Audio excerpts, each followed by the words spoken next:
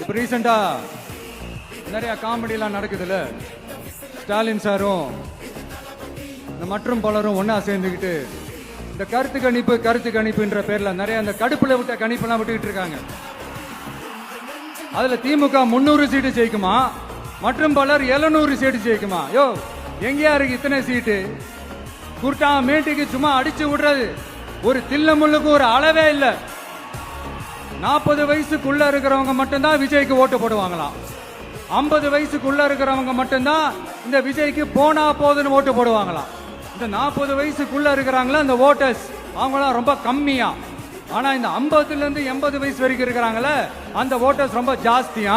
ஆனா அவங்க யாரும் விஜய்க்கு ஓட்டு போட மாட்டாங்களாம்.